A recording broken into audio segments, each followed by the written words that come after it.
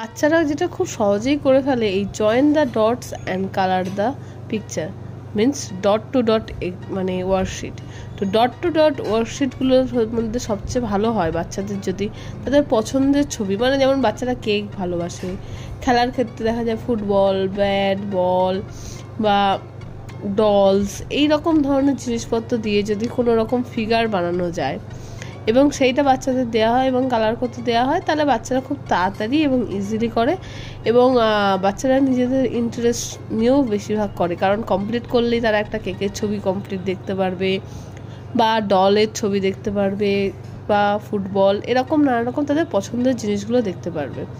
তো সেই কারণে বাচ্চারা খুব তাড়াতাড়ি এই জিনিসটা করে।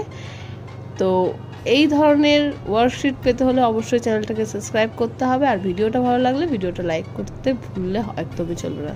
তো ঝটপট ভিডিওটা লাইক করে ফেলুন।